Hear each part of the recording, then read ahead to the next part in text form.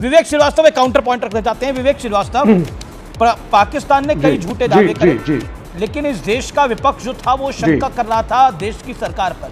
अब तो ऑफिशियली देश की सरकार ने बोल दिया कि किसी ने कोई ट्रेड की बात नहीं हुई है और कोई मीडिएशन का सवाल ही खड़ा नहीं होता। अब तो ऑफिशियल बयान आ गए हैं। नहीं, देखिए ऑफिशियल बयान आए या ना आए, अब यहाँ रैली करके नारे लगाने से काम नहीं चलेगा ना। तू है कौन रे? डिस्कशन थोड़ा मैच्योर्ड हो और टेक्निकल पॉइंट्स पे हो। प्राइम मिनिस्टर ने कल एक स्पीच दी, पूरी मीडिया ने तालियां बजाई, लेकिन मैं पूछना चाहूंगा और विपक्ष पूछ रहा है, डोनाल्ड ट्रंप का मेंशन उस स्पीच के अंदर क्यों नहीं आया? जो ट्वीट्स डोनाल्ड ट्रंप ने करे हैं जिससे देश का मान सम्मान समाप्त हो गया, जब डोनाल्ड ट्रंप कह रहे हैं कि हमारी वजह से समझौता हुआ है, हमने भारत को फोर्स किया है, हमने धमकी दी कि ट्रेड रोक दिया जाएगा और मोदी को झुकना पड़ा।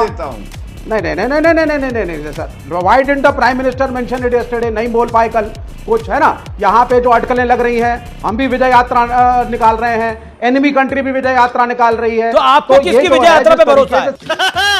सीज फायर हुआ है 71 की जंग। एक सेकंड विवेक रुकिए, नहीं विवेक रुकना पड़ेगा, विवेक रुकना पड़ेगा। 71 की जंग, आप 71 की जंग कौन जीता था? भारत। विजय यात्रा कौन निकाल रहा था? पाकिस्तान। मैं आपको उसकी तस्वीरें दिखाऊं? आप चाहे तो दिखा दूंगा। बांग्लादेश टूट गया, उसकी तस्वीरें दिखा। फिर आप खुद जानते हैं, आपको फोटो दिखा दूं। 71 में पाकिस्तान हारा, देश टूट गया, लेकिन विजय यात्रा निकाल रहा था। अब आप क्या करिएगा? सुनिए, नहीं कोई मैं अभी की बात करता हूँ। 240 सीटें आई बीजेपी की, 240 सीटें आई भारतीय जनता पार्टी की, चुनाव जीती भारतीय जनता पार्टी। खुश कौन हो रहा था? विपक्ष।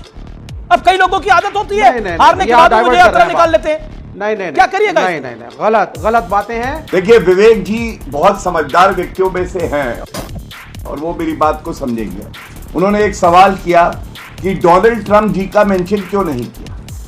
मैं विवेक भाई आपसे एक बात कहना चाहता हूं, जब युद्ध की परिस्थिति हो और ऑपरेशन सिंदूर अभी चल रहा है, मुझे यकीन है आपको देश के प्रधानमंत्री और हमारी वीर सेना पे यकीन है। आप ये बताइए कि आप क्या विश्वास नहीं करते हैं देश की सेना पे? डीजीएमओ ने एक प्रेस वार्ता करके कहा ये द्विपक्षीय मामला है और इसलिए हम किसी का भी बीच पे इंटरफेरेंस बर्दाश्त नहीं करेंगे। नाइस। हमारे देश के प्रधानमंत्री नारे लगाते घूम रहे थे।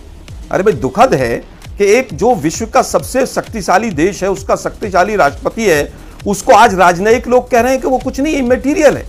मतलब मुझे हंसी भी आती है, दुख भी आता है, लेकिन बाद में समझ आता है कि मोदीनामा पढ़ने में और जियोपॉलिटिक्स की बात सच में करने में दोनों में फर्क होता है। दीपक साहब, कि हमने कितनी कुशलता के साथ वॉर किया, सबूत का है। मुझे लगता है कि राहुल गांधी सेना को बदनाम करने की बात कर रहे हैं। अरे सेना का सम्मान तो आपने किया ही नहीं। सर्जिकल स्ट्राइक और बालाकोट एयर स्ट्राइक का प्रूफ मांग रहे थे। और सबसे बड़ी बात है, आर्मी चीफ को सड़क का गुंडा बुला रहे थे आपके नेता। तीसरी बात, 2 झूठ आपके चैनल पे। इन्होंने कहा क्यों नहीं स्पष्टता से कहते हैं कि किसी का हस्तक्षेप नहीं हुआ।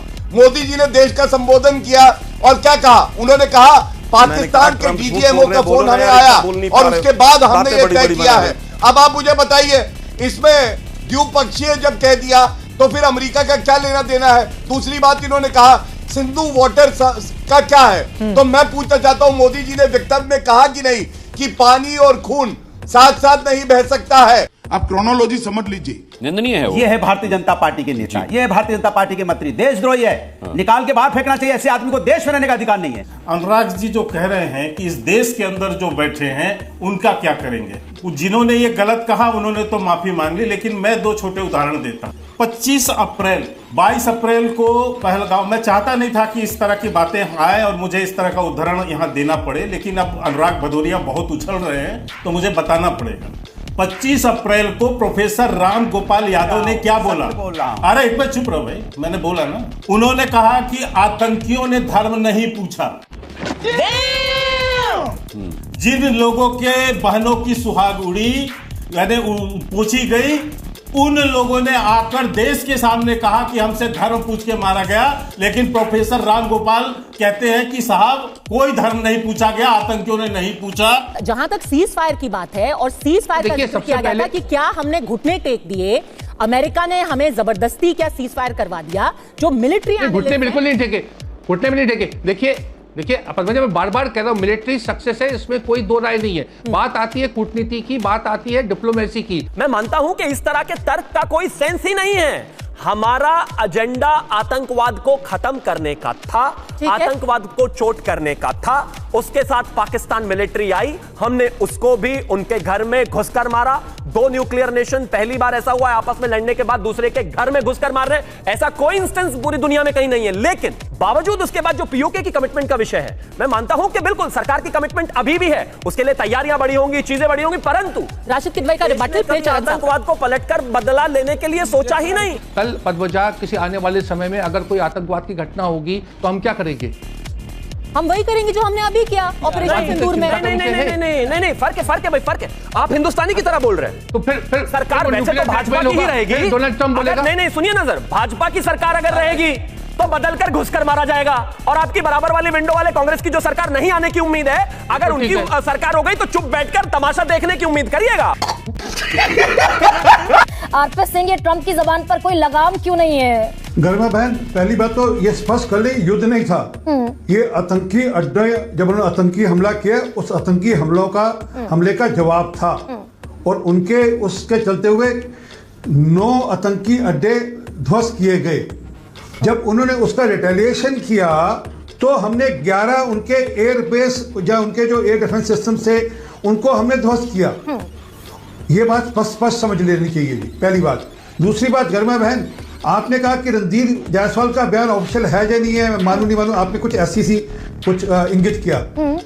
मुझे नहीं पता कि मुझे आपका बयान मानना चाहिए या रणधीर जायसवाल जी का बयान मानना चाहिए। तो दोस्तों, ये थी हमारी आज की वीडियो। अगर वीडियो अच्छी लगी हो तो वीडियो को लाइक और चैनल को लाजमी सब्सक्राइब कीजिएगा। तो हाजिर होते हैं इस तरह की एक नई वीडियो लेकर।